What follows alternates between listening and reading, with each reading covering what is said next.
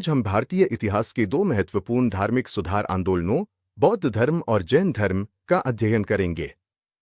ये दोनों धर्म 6ठी शताब्दी ईसा पूर्व में उत्पन्न हुए और इन्होंने भारतीय समाज में नैतिकता, अहिंसा और समानता की भावना को मजबूत किया। इनका मुख्य उद्देश्य मानव जीवन को दुखों से मुक्त करना और मोक्ष की प्राप्ति कराना था। उस समय वैदिक धर्म में कर्मकांड बहुत जटिल हो चुके थे। यज्ञ और पशुबलि का प्रचलन था। जाति व्यवस्था कठोर थी और समाज में असमानता बढ़ रही थी। आम जनता सरल और व्यावहारिक धर्म चाहती थी। इसी सामाजिक और धार्मिक परिस्थिति में बौद्ध और जैन धर्म का उदय हुआ। गौतम बुद्ध का जन्म 563 ईसा पूर्व में लुम्बिनी में हुआ। उनका बाल्य नाम सिद्धार्थ था। राजमहल में पले बड़े होने के बावजूद वे जीवन के दुखों से व्यथित थे। उन्होंने 4 दृश्य देखे, एक वृद्ध, एक रोगी, एक मृत व्यक्ति और एक सन्यासी। इन दृश्यों ने उन्हें जीवन के सत्य को खोजने के लिए प्रेरित किया। 29 वर्ष की आयु में उन्होंने गृह त्याग किया, जिसे महाभिनिष्क्रमण कहा जाता है।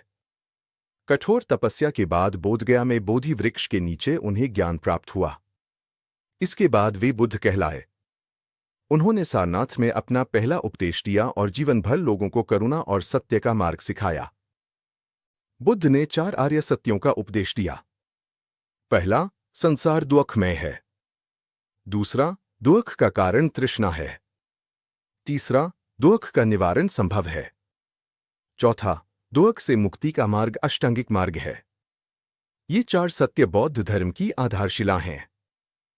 अष्टांगिक मार्ग में 8 सिद्धांत शामिल हैं: सम्यक दृष्टि, सम्यक संकल्प, सम्यक वाणी, सम्यक कर्म, सम्यक आजीविका, सम्यक प्रयास, सम्यक स्मृति और सम्यक समाधि।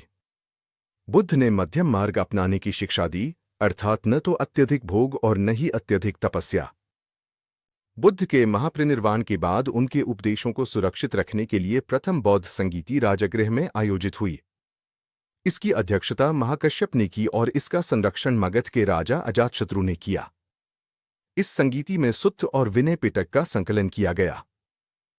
द्वितीय संगीति वैशाली में आयोजित हुई। इसका संरक्षण कालाशोक ने किया। इसमें संघ के नियमों को लेकर मतभेद उत्पन्न हुए। परिणामस्वरूप बौद्ध धर्म 2 भागों में विभाजित हो गया, स्थविरवाद और महासांगिक।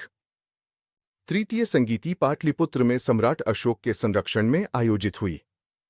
इसकी अध्यक्षता मोग्गलीपुत्र तिस्स ने की। इसमें अभिधम्म पिटक को मान्यता दी गई और बौद्ध धर्म के प्रचार के लिए विदेशों में मिशन भेजे गए। चतुर्थ संगीति कश्मीर में कनिष्क के संरक्षण में आयोजित हुई।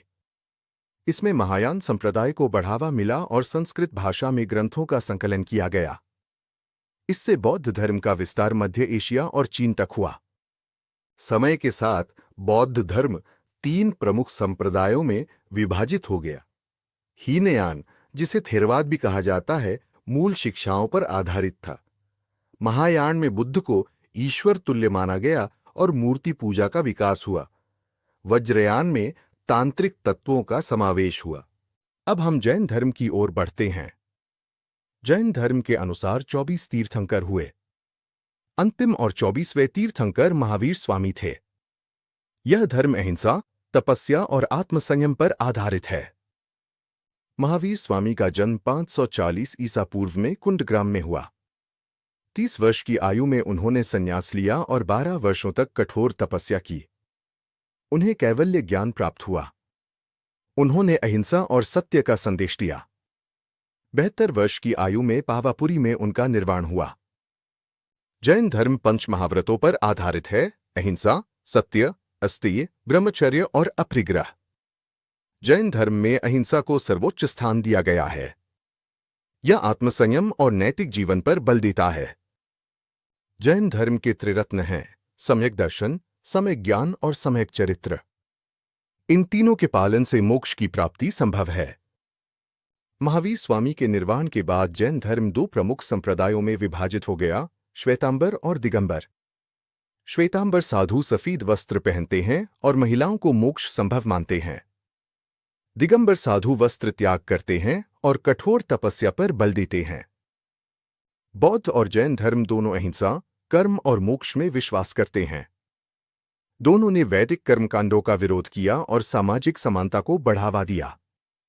अंतर यह है कि बौद्ध धर्म अनात्मवाद को मानता है और मध्यम मार्ग पर बल देता है, जबकि जैन धर्म आत्मा में विश्वास करता है और कठोर तपस्या को आवश्यक मानता है। इस प्रकार बौद्ध और जैन धर्म भारतीय इतिहास के दो महान धार्मिक सुधार आंदोलन हैं, जिन्होंने समाज में नैतिकता और आध्यात्मिक चेतना को नई दिशा दी। जय हिंद।